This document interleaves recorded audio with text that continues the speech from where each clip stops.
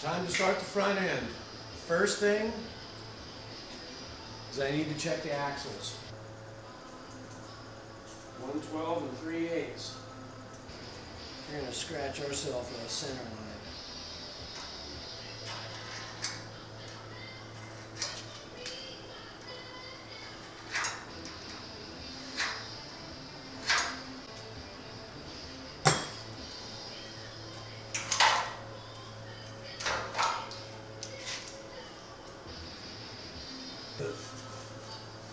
That score line will be in the center of this thing. So, with that, this is in the way. And I'm on the fence about, frickin', I'm just going to saw this thing off because I got to put these box end plates. These things go in here.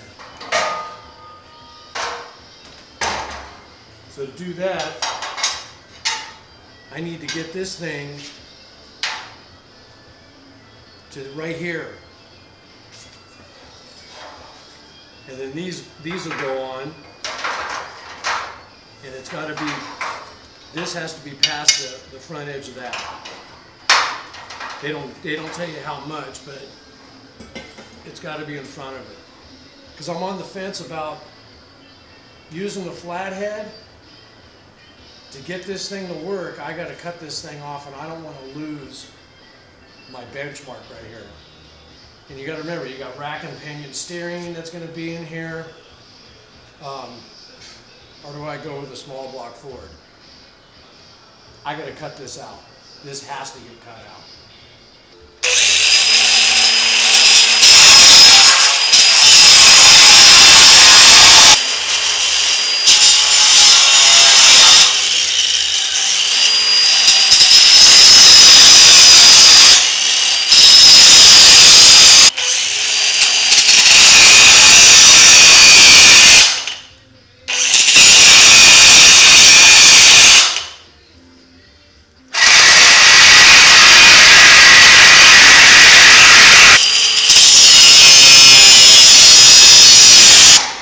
Hey.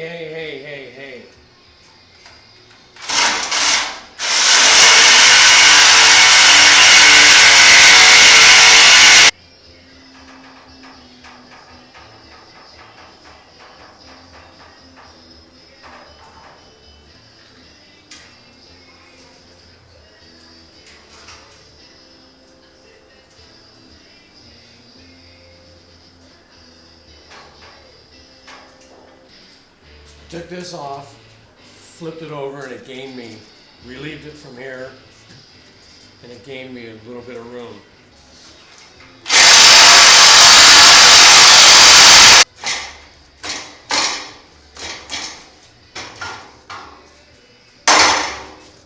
Kind of mocking this thing up, putting the box end plates in here, trying to get this thing to where it's centered on the front axle. I left the rivets in there because I want it to stay pinched together, because you have to take these two frames and pinch it together. I just said, screw it, I'm leaving them in there. They want, what is it, 2 and 5/8 from the plate to the outside of the frame is what they want.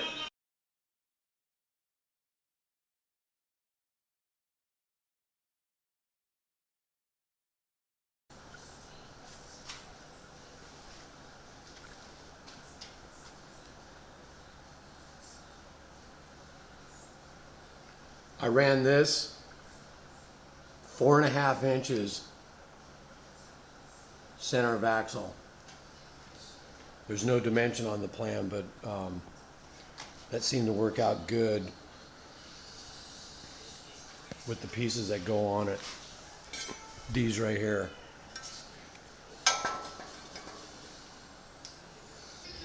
All seems to be, it all fits pretty damn good. Even stuck a laser down this thing, and it's right in the money. It's perfectly centered. So, got this all clamped in so the frame is square, so the box is square and everything.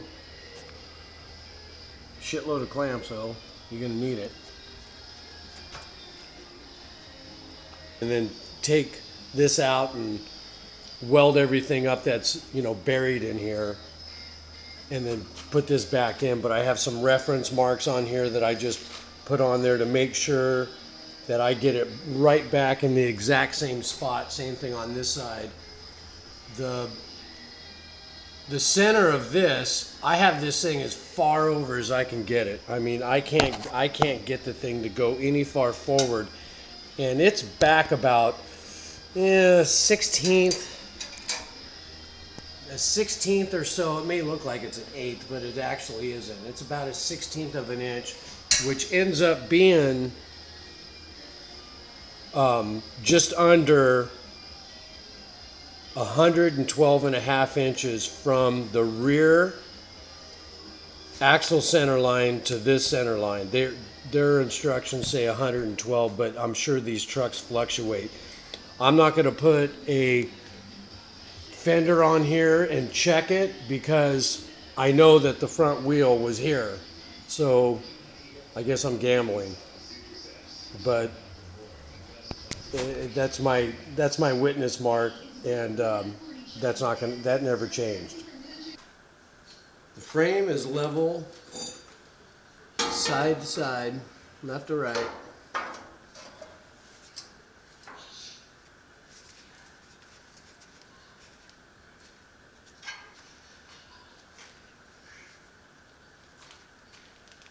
And that's good.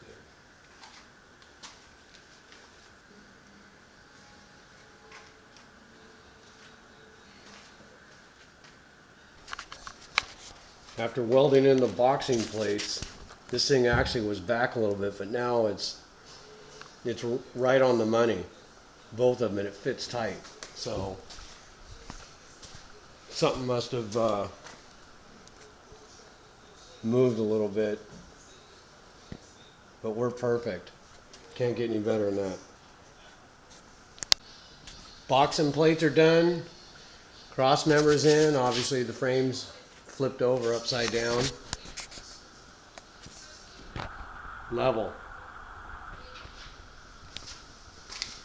Frame to here. Level.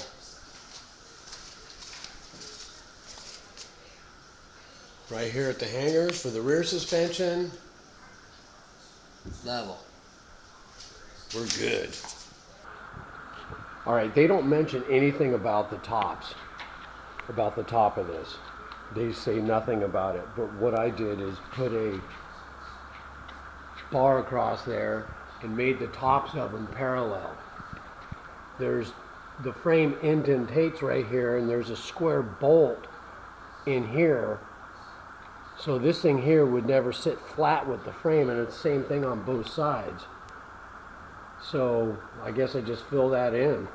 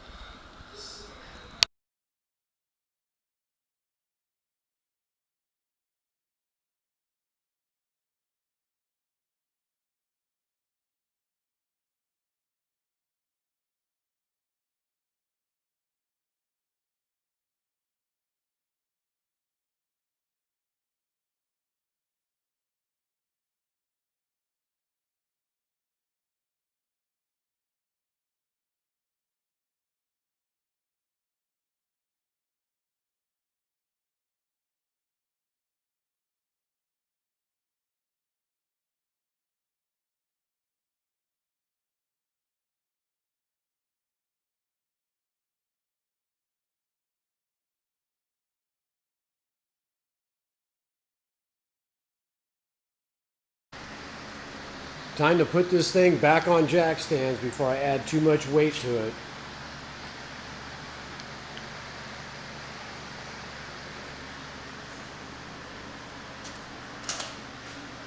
Can't wait. After you get your upper control arm on and your spindle hanging, put the lower control arm on. I like to smear a little grease on this thing. Throw a washer on the end.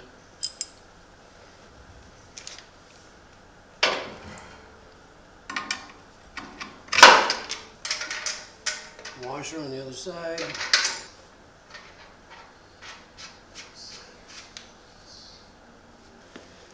Since you're not going to use the shock absorber and the coil spring yet, you got to put a setup rod in till you get the truck built, because there's no weight in it.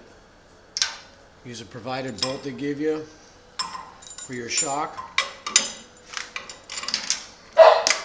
Slide that thing in there.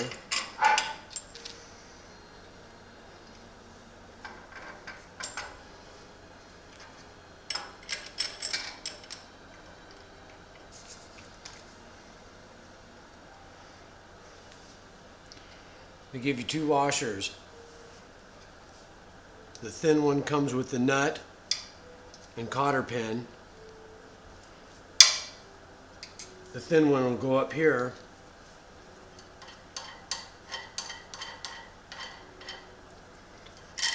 So the cotter pin is spaced out enough, because that hole will be above the top of the castle nut. This one goes in here. Put your rubber boot on there.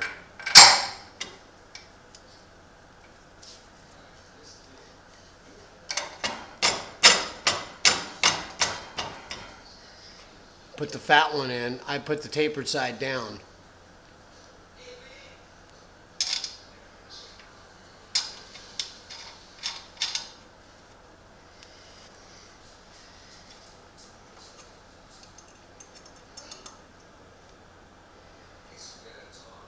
I'll torque that down later.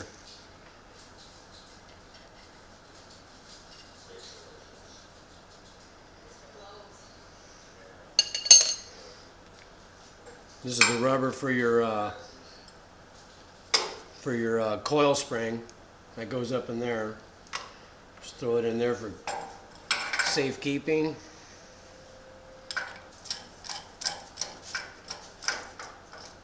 Did you go in the pool or something? Huh?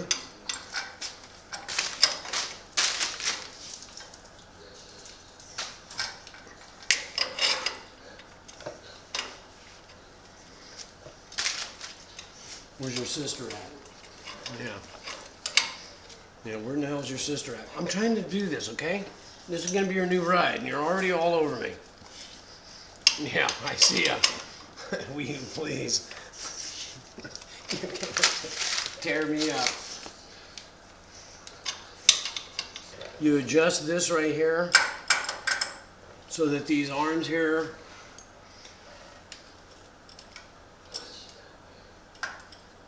are about straight with the other side, and you'll be okay.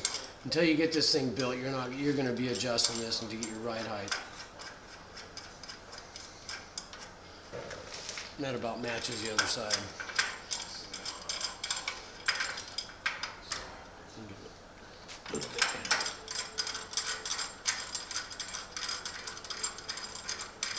But that's basically it. I mean, it's pretty straightforward and everything. It's a beaut.